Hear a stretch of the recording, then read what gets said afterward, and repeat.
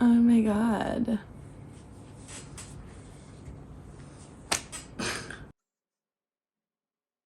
It's been several weeks since I did a sit down video, so welcome back to my channel.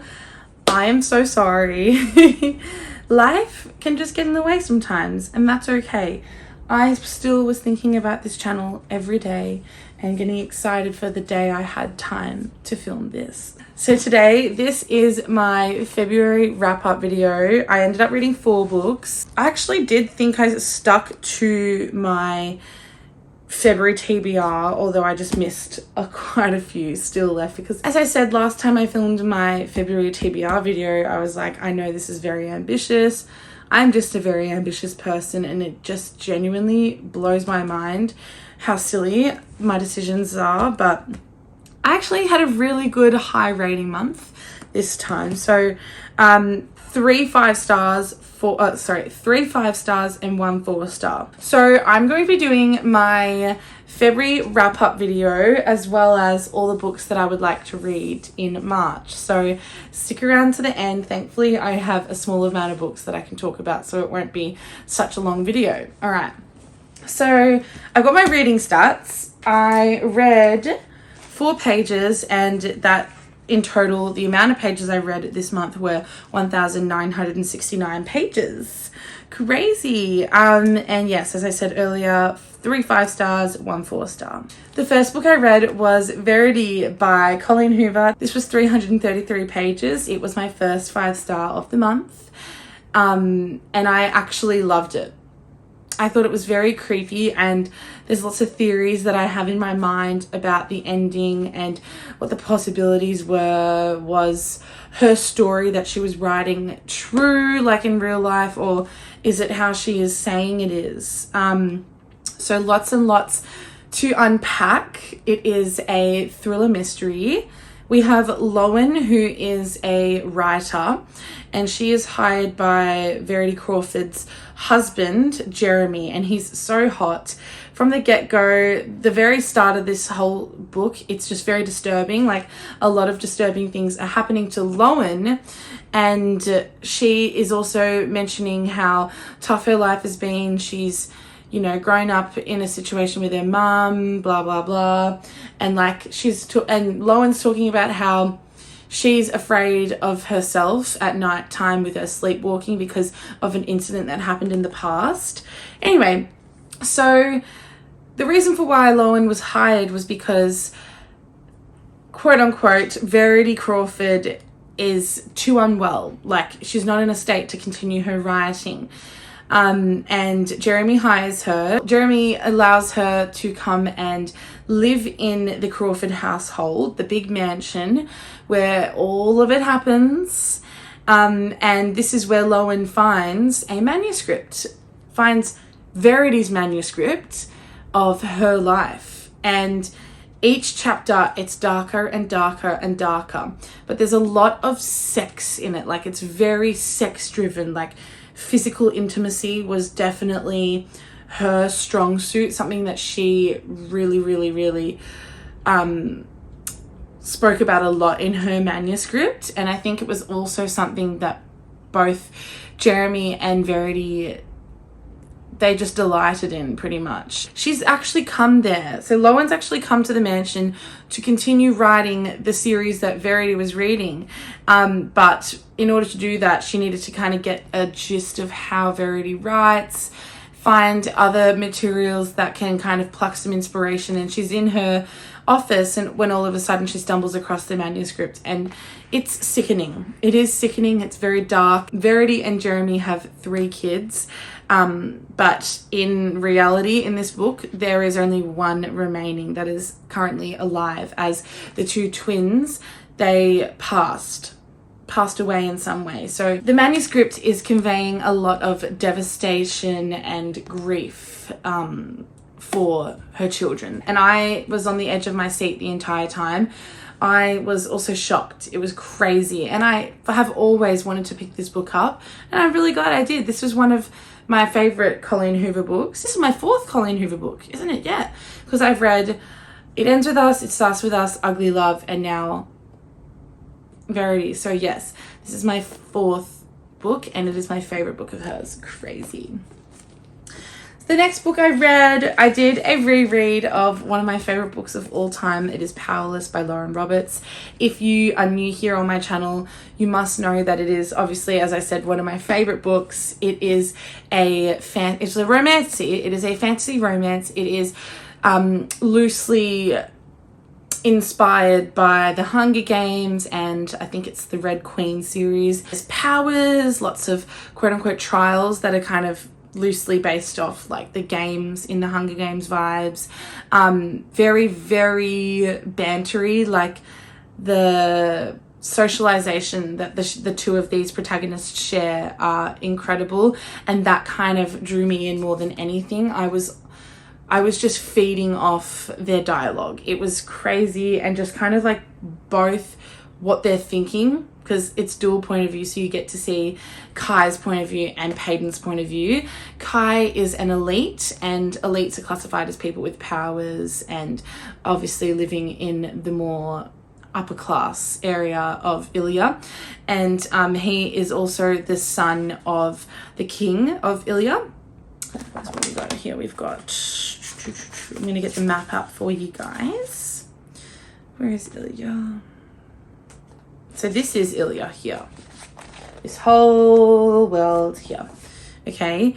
And we've got Loot Alley. That is where Peyton originated. Well, not originated, but that's where she starts off in the book. And we have other places in this. Yeah, we've got the Bowl Arena, Plummet, the Scorchers.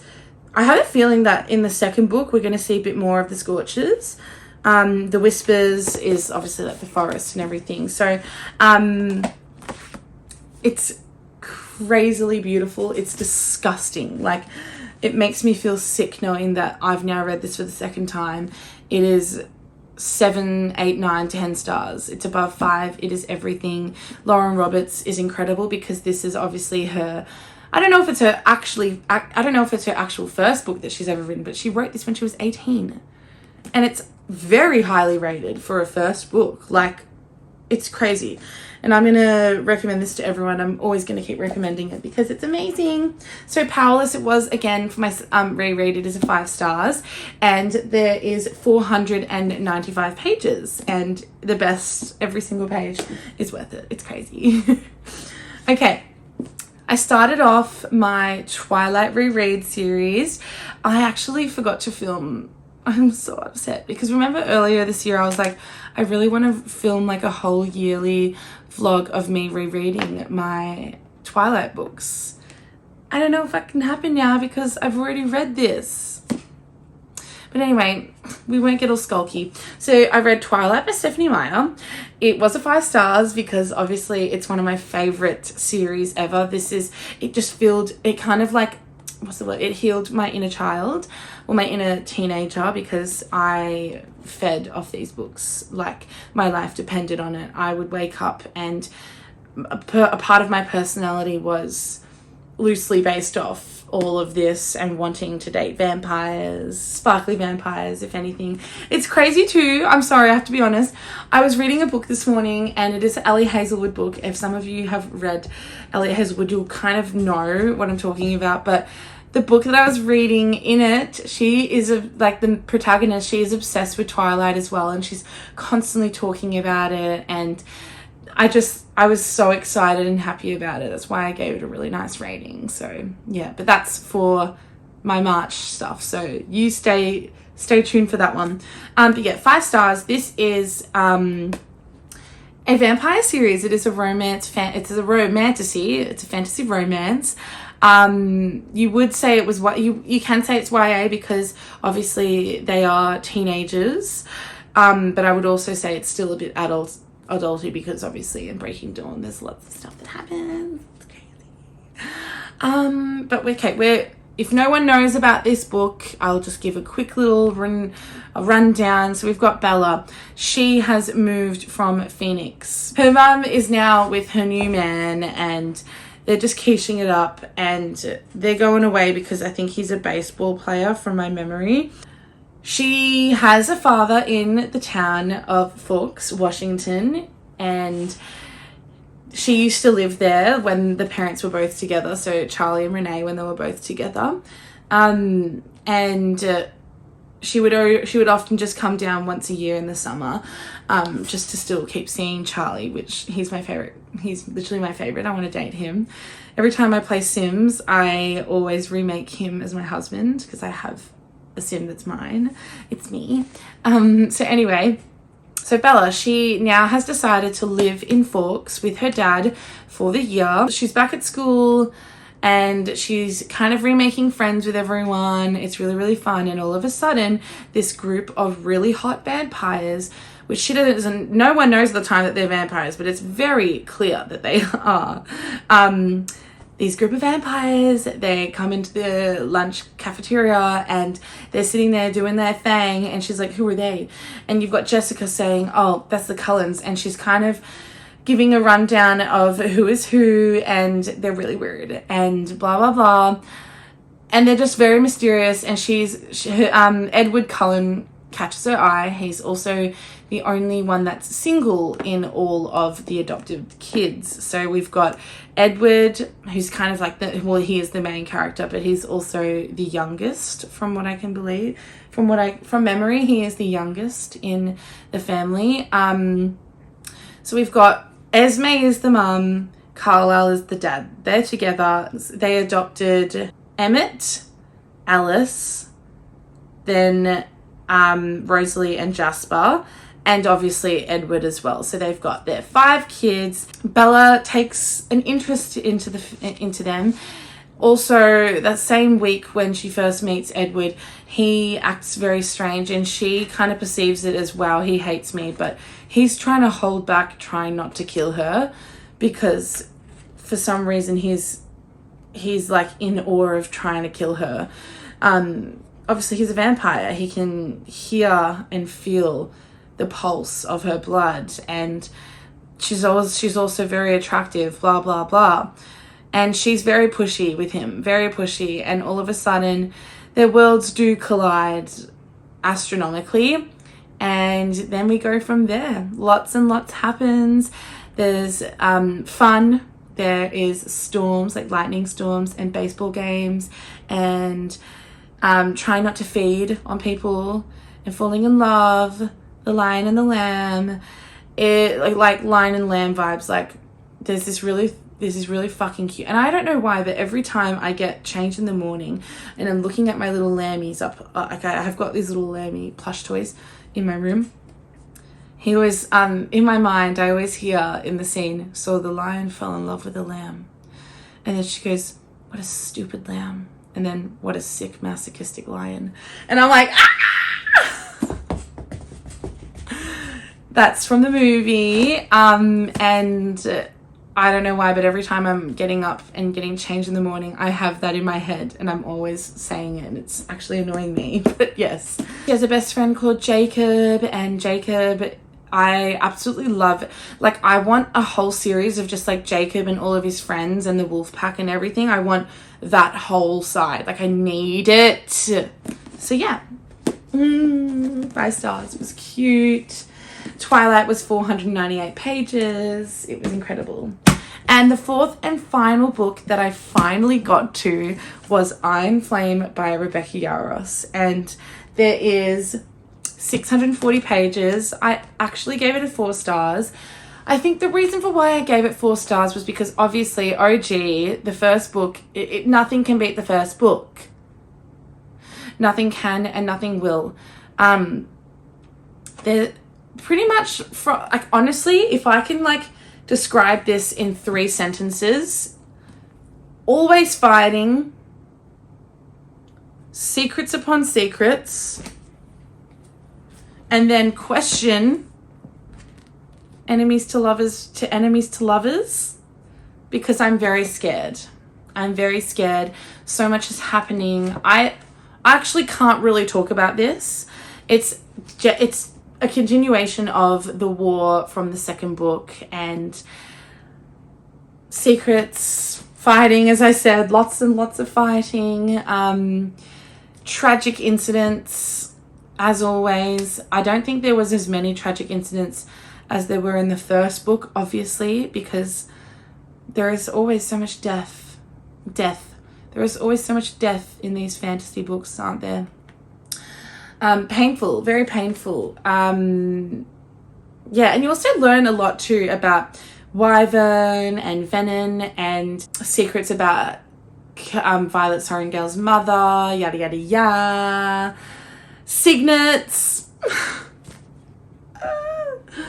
I could totally have made a vlog of me with like all my spoiler thoughts, but in the last maybe 2 weeks of me trying to read this, I just had to listen to the audiobook.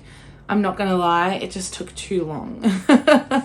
And like, I like the size of this, and if there wasn't a lot of fighting, it probably would have been a little shorter, but it was still fantastic. Yeah, I just loved it. I loved it. And obviously we all know, if you guys know me personally and have been watching my videos now for over a year, you'll know that Fourth Wing is my favorite book in the whole wide world. I can't even hold my book, Fourth Wing, because my cousin who I live with, Adam, he still has it, and he has taken almost a whole year to read it. So I'm very upset. Yeah, he's slowly getting through it. It's annoying me because I just want it on my shelf.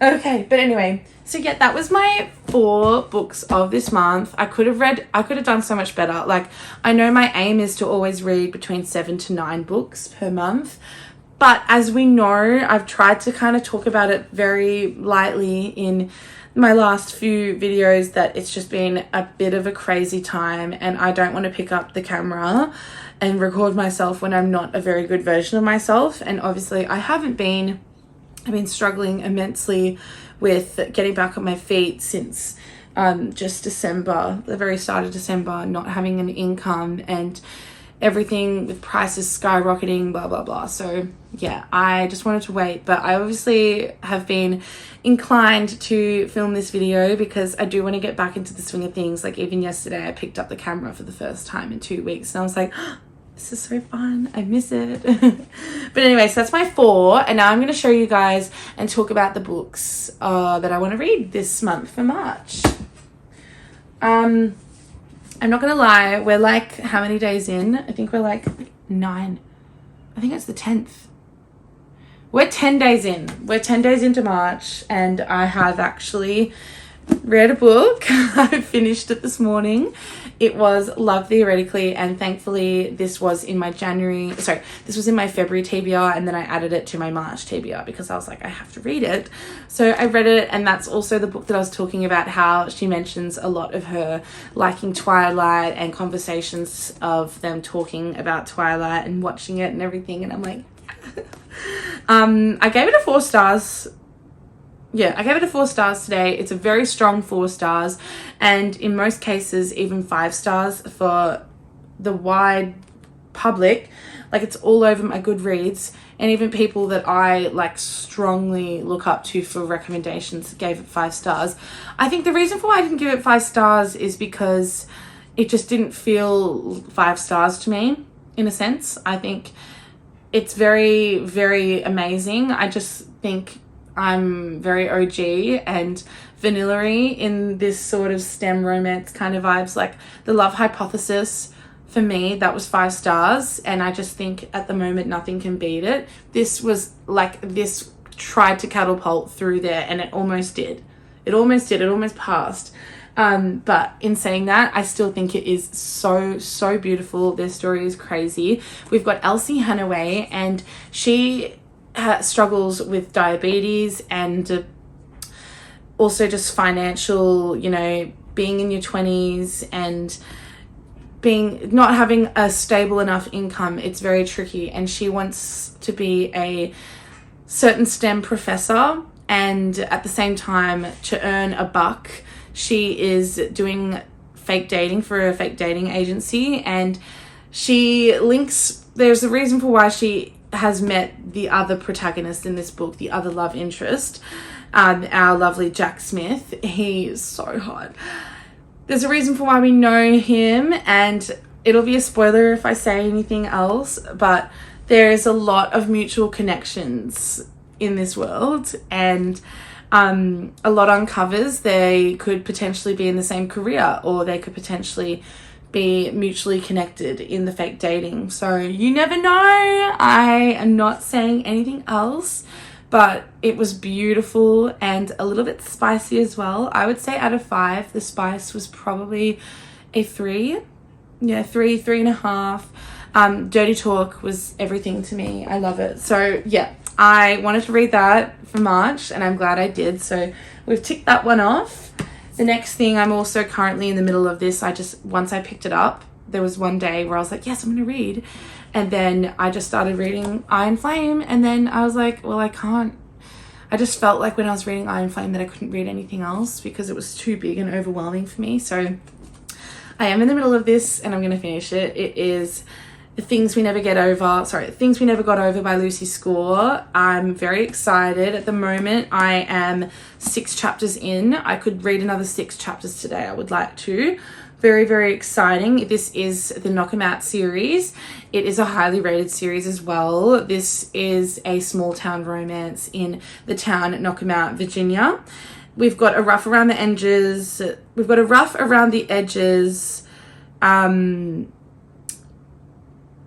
Kind of bad boy Knox. He's really, really cute. He doesn't tolerate drama, and he's kind of just, it's giving like, you know how in Gilmore Girls how just like everyone in Stars Hollow knows everyone. It's as if Knox knows everyone in his town, and I would presume like how we're going so far. There's those 2 books I'm obviously kind of about to smash. Like, not gonna lie, I'm gonna chew through it. And then the last book that was on my February TBR that I didn't get to was Carrie Soto Is Back by Taylor Jenkins Reid. I'm really excited to read this book. And I have a feeling I can read this very quickly because look at how big the font is, guys. It's huge. Very easy. So I'm excited. Laura Jane Williams says it's an exhilarating, immersive, and gripping ode to the cost of greatness. This is Taylor Jenkins Reid's best book yet. Carrie Soto was an icon for the ages. 5 stars, 10 out of 10, and A+, and more from me. And I'm excited because hearing these opinions, it's crazy because I'm just like, you know, nothing can beat The 7 Husbands of Evelyn Hugo. You know what I mean? Like, out of all of her books, I have immensely loved more than anything One True Loves and The 7 Husbands of Evelyn Hugo. I feel like even more so One True Loves. Like, that's my favorite so far of Taylor Jenk. And I've read Malibu Rising late last year, and I also really loved that, but that was my first time where I didn't give the TGR a 5-star, just because I just didn't think it was 5-star worthy at the time. I think the writing style is, but just I wasn't like obsessed with it, you know what I mean?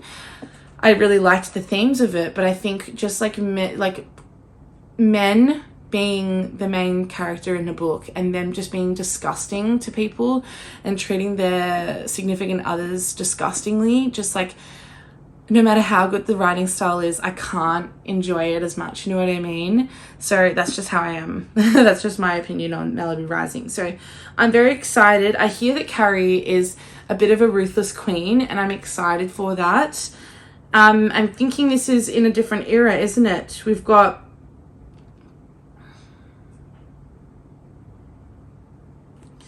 so I think like the present time in this book is the 90s, but when we see Carrie in her prime, oh yeah, so we've got 1994, then when's the second chapter? 1955, whoa, so we start there, really? That's crazy. Very excited for that one. And then speaking earlier on Stars Hollow vibes and that Gilmore Girls, I've been really craving it, and I remember buying this book, and I can't believe I still haven't read it yet. It is called Beartown by Frederick Backman, and I'm so excited. I got this book, and I also got, where is it? And I could potentially read this one too this month. I got both these 2 books when I just like, as a celebratory thing, when I finished Gilmore Girls. This was not even last year, it was the year before. I can't believe I've had this for so long. I wanted to so badly purchase these books, and I had them in my carts and everything for ages online, and I was like, I'm gonna do it, I'm gonna buy it, and then I ended up getting them, and they're both blue. So we've got obviously we've also obviously got Beartown, and that's kind of giving like Luke Danes vibes from Gilmore Girls. And then in the Company of Witches, this took like 4 months to deliver because they kept like backpedaling it and saying, oh, there's a delay, and I was like, fuck you guys, can you not do that to me? But this is kind of like a cozy romance mystery, giving apparently more so like just the relationship between Lorelai and her daughter, maybe, I'm not sure. But yeah, so I'm very excited for this one. I have no idea what it's about, so let's have a little read.